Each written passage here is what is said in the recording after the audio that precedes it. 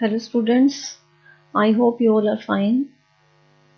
So we have already covered chapter 1 and जो आज की वीडियो है वो चैप्टर 2 पर बेस्ड है। इस चैप्टर का नाम है अर्थव्यवस्था की केंद्रीय समस्याएं, central problems of an economy. तो इस चैप्टर में सबसे पहले आपको क्या समझना है, आर्थिक समस्या क्या होती है। ठीक है, तो आर्थिक समस्या क्या है? साधनों के चुनाव संबंधी समस्या को आर्थिक समस्या कहते हैं। आर्थिक समस्या पैदा क्यों होती है? इसके पीछे कई कारण हैं, इसके पीछे कई रीजंस हैं। 3 रीजंस हैं इसके पीछे। पहला क्या है? सीमित साधन। मीन्स हमारे जो साधन हैं वो सब कैसे हैं? सीमित हैं। और हमारी आवश्यकताएं कैसी हैं? असीमित हैं। और साधन जो हैं उनके वैकल्पिक प्रयोग हैं। ठीक है, तो हम कह सकते हैं कि साधनों के वैकल्पिक प्रयोग। तो जैसे फॉर एग्जाम्पल अगर आप देखते हो, आपकी फैमिली की इनकम का एक उदाहरण ले लो कि आपकी फैमिली की जो इनकम है वो कैसी है? सीमित है। जो भी मीन्स अर्निंग होती है तुम्हारे मदर फादर की, वो क्या है? सीमित है। उस सीमित आय से हमें कई तरह की जरूरतों को पूरा करना पड़ता है। तो इस तरह से हमारे साधन क्या हो गए? सीमित। और हमारी आवश्यकताएं कैसी हो गई? असीमित। और उस इनकम से जो हम अर्न कर रहे हैं, कमा रहे हैं जो आय, उस आय के कई तरह के प्रयोग हो सकते हैं। मतलब उसी आय से हमें दूध खरीदना है, उसी आय से हमें अपनी फीस भरनी है, उसी आय से हमें बुक्स खरीदनी है, उसी से हमें कपड़े खरीदने हैं। तो इस तरह से हम क्या कह रहे हैं कि हमारे जो साधन है वो सीमित हैं। इन साधनों के कई प्रयोग हैं, वैकल्पिक प्रयोग हैं, और हमारी आवश्यकताएं जो हैं असीमित हैं। अगर हम एक आवश्यकता को पूरा करते हैं तो दूसरी खड़ी हो जाती है, दूसरी को पूरा करते हैं तो और खड़ी हो जाती है। तो इस तरह से ये जो है ये चलता रहता है। तो इन तीनों रीजंस की वजह से जो समस्या हमें फेस करनी पड़ती है, उस समस्या को हम क्या बोल रहे हैं? आर्थिक समस्या। तो मीन्स आर्थिक समस्या क्या है? साधनों के चुनाव संबंधी समस्या को हम आर्थिक समस्या कहते हैं। ये बोर्ड एग्जाम के अकॉर्डिंग भी बहुत इंपॉर्टेंट क्वेश्चन है कि आर्थिक समस्या से क्या अभिप्राय है। तो आपने ध्यान रखना है कि 3 कारणों की वजह से जो समस्या पैदा होती है उसको हम बोलते हैं आर्थिक समस्या। वो 3 कारण क्या है? सीमित साधन, साधनों के वैकल्पिक प्रयोग और असीमित आवश्यकताएं। तो इस तरह से ये हो गया आर्थिक समस्या से क्या अभिप्राय है। अब नेक्स्ट हम मूव ऑन करेंगे अर्थव्यवस्था की केंद्रीय समस्याओं की तरफ। तो देखो आपके सामने लिखा है मैंने, नेक्स्ट टॉपिक अर्थव्यवस्था की केंद्रीय समस्याएं। अब हम इन्हें अर्थव्यवस्था की केंद्रीय समस्याएं क्यों कहते हैं? क्योंकि जो पूरी अर्थव्यवस्था है, अर्थव्यवस्था मतलब जिसमें सभी तरह की क्रियाएं शामिल हैं। मीन्स या कह सकते हो आप कि जिसमें मनुष्य की जितनी भी एक्टिविटीज हैं जो वो अपनी आजीविका कमाने के लिए करता है, अपनी आवश्यकताओं को संतुष्ट करने के लिए करता है, वो सब शामिल होती हैं। उसको हम बोल देते हैं अर्थव्यवस्था।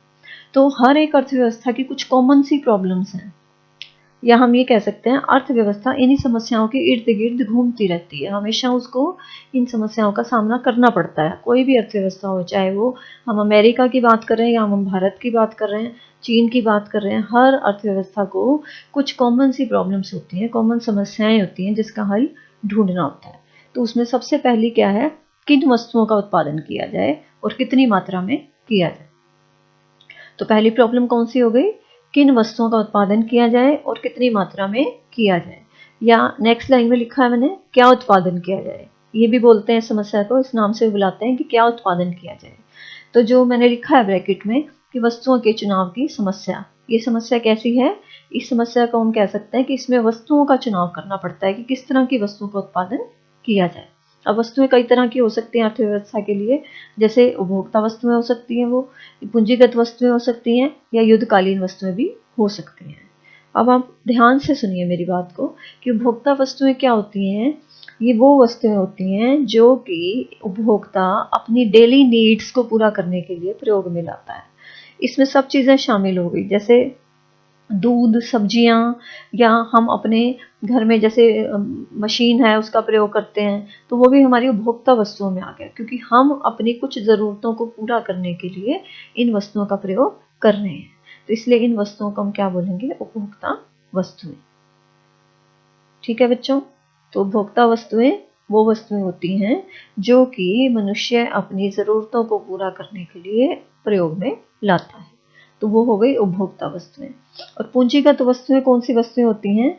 ये वो वस्तुएं होती हैं जो लाभ कमाने के उद्देश्य से प्रयोग में लाई जाती हैं। अब जैसे मैंने अभी आपको उदाहरण दिया उपभोक्ता वस्तुओं का, जिसमें मैंने मशीन भी शामिल किया।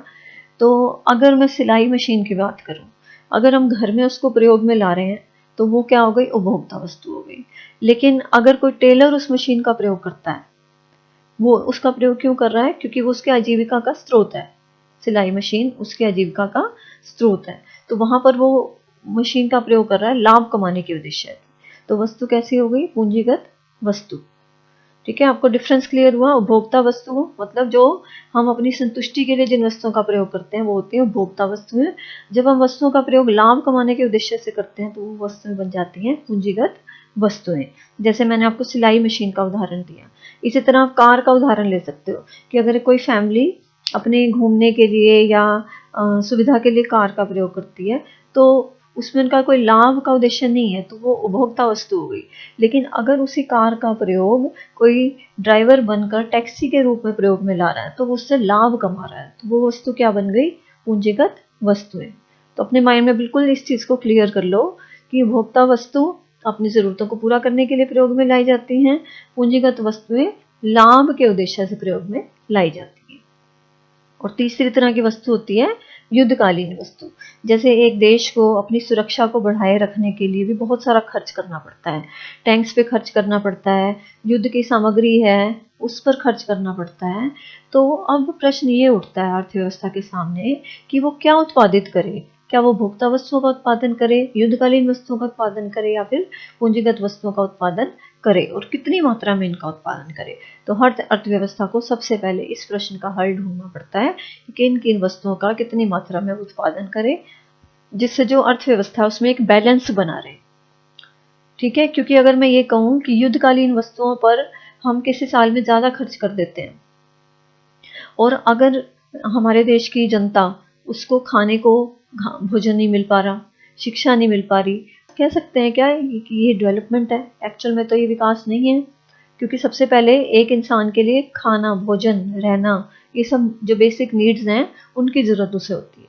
तो अर्थव्यवस्था को इसका हल खोजना होता है कि वो किस तरह की वस्तुओं का उत्पादन करे ताकि अर्थव्यवस्था में संतुलन जो है वो हमेशा के लिए बना। तो नेक्स्ट सेकंड जो प्रॉब्लम है वो क्या है, उत्पादन कैसे किया जाए। मीन्स इस समस्या को हम दूसरा नाम देते हैं तकनीक के चुनाव की समस्या। जो दूसरी समस्या है, दूसरी केंद्रीय समस्या जो अर्थव्यवस्था के सामने, वो क्या है कि उत्पादन कैसे किया जाए। अब एक अर्थव्यवस्था के लिए तीन तरह की तकनीक हो सकती हैं। पहली तकनीक हो गई श्रम प्रधान तकनीक, दूसरी होती है पूंजी प्रधान तकनीक, और तीसरी होती है मिश्रित तकनीक। बहुत सिंपल है, अगर आप ध्यान से सुनोगे क्लियर हो जाएगा। श्रम प्रधान तकनीक क्या होती है, जिसमें श्रम का ज्यादा प्रयोग किया जाए मशीनों की तुलना में।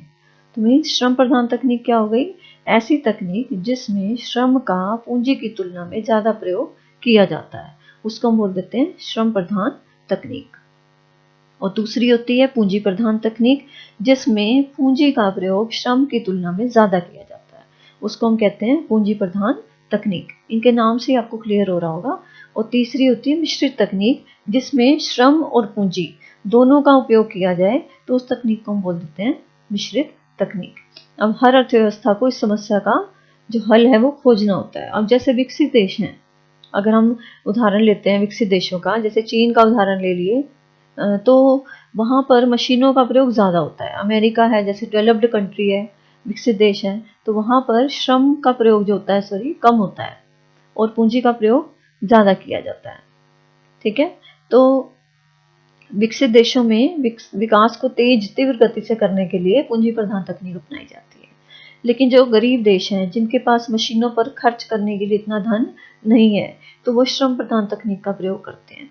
और अगर हम भारत की बात करें तो भारत जैसे देश में हम जानते हैं बेरोजगारी की समस्या एक बहुत बड़ी समस्या है, और दूसरी तरफ सरकार के पास भी इतने साधन नहीं होते हैं कि वो मशीनों पर बहुत ज़्यादा खर्च कर सके। तो हमारे देश में मिश्रित तकनीक का प्रयोग किया जाता है।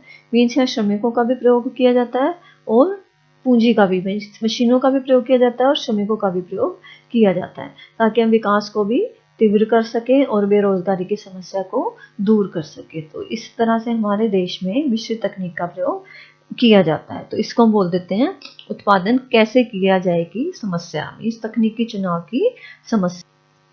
अब हमारे सामने तीसरी समस्या है, उत्पादन किसके लिए किया जाए। मीन्स इस समस्या को हम क्या नाम देते हैं, वितरण संबंधी समस्या। तो उत्पादन किसके लिए किया जाएगा, मतलब उत्पादन जो है गरीबों के लिए किया जाए, अमीरों के लिए किया जाए। तो मीन्स अगर अर्थव्यवस्था को लाभ कमाना है, उसका उद्देश्य लाभ कमाना है, तो वो ऐसी चीज़ों का उत्पादन ज़्यादा करेगा जिसका प्रयोग अमीर लोग करते हैं।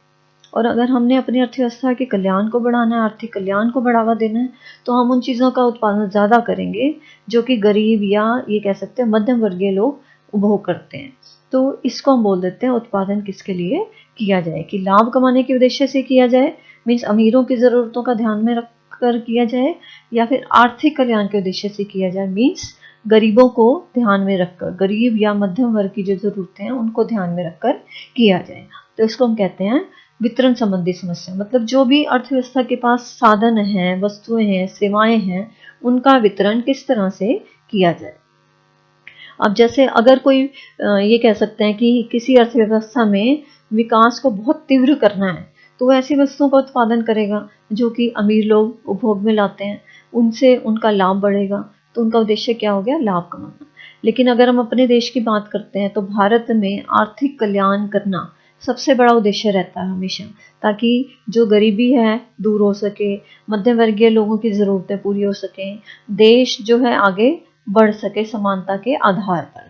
तो आर्थिक कल्याण जो होता है हमारे जैसे भारत जैसे देशों का मेन उद्देश्य होता है। लेकिन साथ ही साथ अर्थव्यवस्था को विकास भी करना है, तो इस समस्या का हल खोजना भी बहुत ज़रूरी है कि उत्पादन किसके लिए किया जाए।